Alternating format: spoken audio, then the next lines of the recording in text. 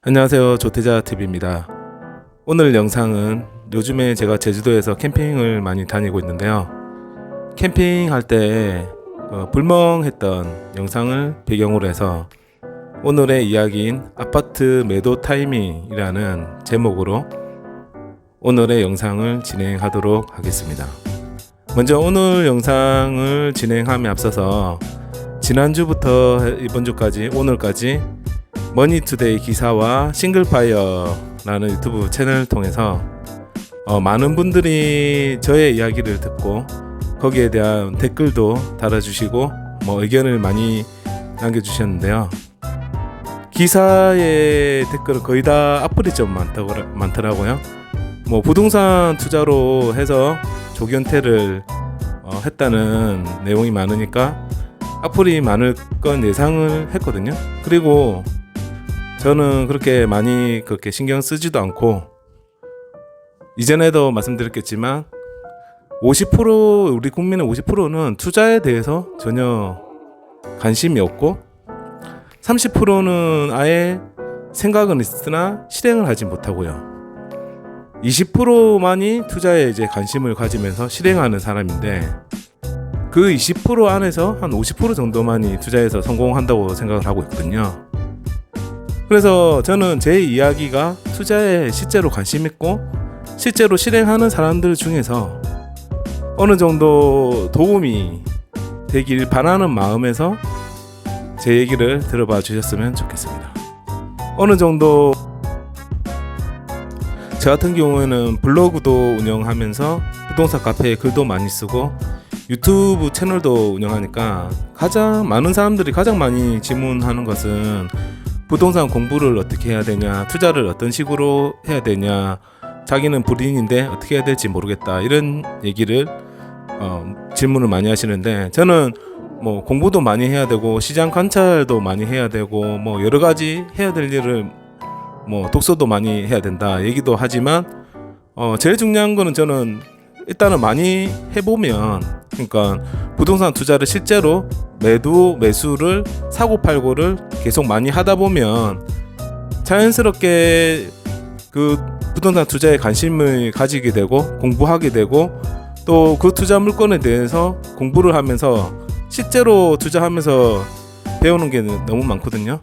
특히 주식 투자와 다르게 부동산 투자 같은 경우에는 경험이 다른 투자보다 훨씬 더 중요하다는 게, 주식 투자 같은 경우에는 어느 정도 정형화된 방법이라든지 이론, 그리고 기관의 정보, 그리고 외국인의 정보, 자금력들이 다 있잖아요.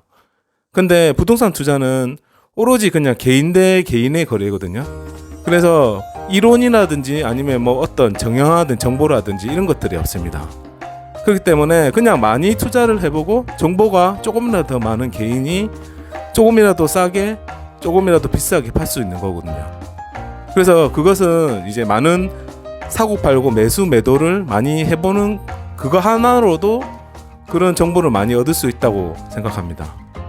그래서 일단은 사고팔고를 많이 하다 보시면 그런 정보들은 자연스럽게 들어올 거라 생각하고, 제가 일단 매수를 좀 많이 하다 보니까 저만의 이제 그런 루틴이나 아니면 시장에서의 특징 같은 것을 저는 이제 기록으로 남기고 했었는데, 그런 것들이 조금이나 도움이 되기 위해서 제가 오늘 한번 정리를 해봤습니다.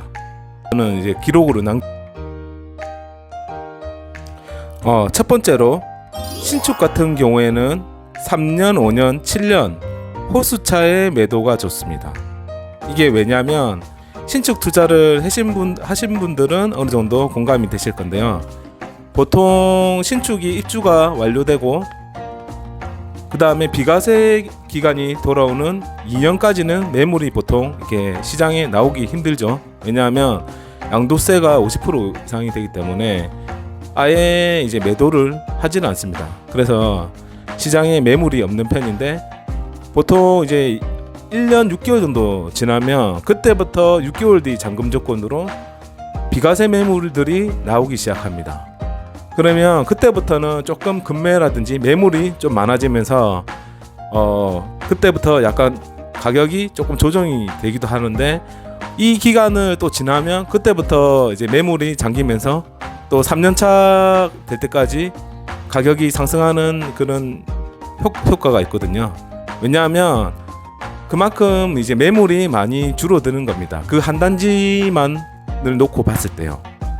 그렇기 때문에 이왕 매도하실 것이면 비과세 기간 매물이 다 줄어드는 이제 3년차 때 3년 정도, 만 3년 정도 됐을 때 그때 시기가 좋은 것이고, 만약에 또 4년 지나면 또 4년에 또 뭐 전세 기간의 두 번째 턴은 이제 끝나는 시기에 매도를 하려는 분도 있으니까 아예 이제 3년이나 5년, 7년 차에 매수를 하는 게 이제 전세 만료 후에 매도하시는 분들, 이런 분들하고 안 겹치기 때문에 좋은 타이밍이라고 보고 있고요. 그만큼 매물이 그 단지에 없으면 희소성이 생기면서 좋은 가격에 매도가 가능한 것입니다. 그리고 두 번째는 신도시에 만약에 투자를 해서 매도를 했을 경우에는 5년 이상 지나고 나서 매도를 하는 게 좋다라는 게 제 의견인데, 신도시 같은 경우에는 초기에는 이런 얘기도 있잖아요. 장화 신고 들어가서 유리구두 신고 나온다. 그만큼 초기에는 신도시는 인프라가 별로 없거든요. 뭐 인프라라고 하는 것은 뭐 교통이나 아니면 상업시설이나 학군 뭐 이런 것들이 초기에는 안 좋기 때문에 전세라든지 매매가가 좀 그렇게 높지가 않지만 보통 5년 이상 지나면 대부분의 인프라들이 좋아지면서 가격 상승이 본격적으로 이루어지거든요. 그래서 신도시를 만약에 투자를 하셨다면 인프라가 어느 정도 갖춰지는 5년 이상, 그리고 노후화가 시작되는 10년 이하, 그래서 5년에서 10년 이하의 매도 타이밍이 가장 저는 좋다고 생각합니다. 그리고 세 번째는 주변에 인근의 공급이 적어서 전세가 상승이 시작될 때가 저는 좋은 매도 타이밍이라고 보는데요. 그 단지는 그 단지만의 영향이 그 매매가에 반영되는 게 아니라 주변의 신축 공급이 같이 영향을 받으면서 전세가랑 매매가가 영향을 받거든요. 그렇기 때문에 그 단지의 주변의 공급이 입주가 언제 되는지를 체크한 다음에 공급 물량이 적어지는 타이밍에 전세가가 오르고 있을 때, 그때가 아마 매도하기 좋은 타이밍이고 투자자들이 들어오기 좋은 시점이기 때문에 매도도 수월하게 진행할 수 있을 거라고 생각하고 있습니다. 그리고 네 번째로, 만약에 어느 지역에 상승이 시작된다면 적어도 상승이 시작되고 나서 한 달에서 두 달 정도 뒤에 파는 게 좋다 생각하는데요. 저도 처음에 이제 조정 시장이 됐다가 잠잠해졌다가 이제 거래가 막 되기 시작하는 그때 매도를 한 건이 있었는데, 이때 매도를 하고 나니까 갑자기 뭐 몇 억씩 오르기 시작하더라고요. 그래서 일단은 조정 후에 다시 재상승장이 이루어진다면 거래량이 많아지고 난 다음에 한두 달 뒤에 그때 시장 가격을 보면서 매도를 해도 늦지 않다는 점. 그렇기 때문에 만약에 부산에서도 재상승장이 온다면 거래량이 많은 그 이후에 조금 지켜보다가 매도를 하는 게 좋습니다.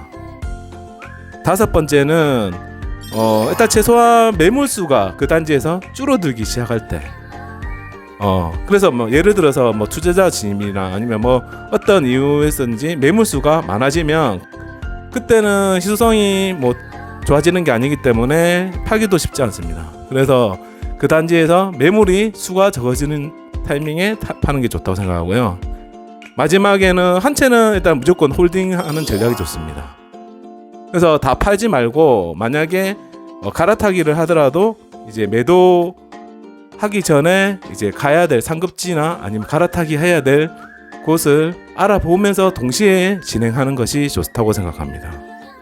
그렇기 때문에 제가 말씀드린 이 내용들을 참고하셔가지고 만약에 매도를 하실 생각이 있으면 이제 참고로 해서 매도를 좋은 가격에 매도하시길 바랍니다. 매수는 하기 너무 쉽거든요. 아무 때나 돈만 있으면 살 수 있지만 매도는 팔고 싶어도 안 팔릴 때가 많습니다. 매수는 기술이고 매도는 예술이다, 이런 말이 그냥 나온 게 아닙니다. 어쨌든 여러분들의 투자와 그리고 조기 은퇴를 항상 응원하겠습니다. 감사합니다.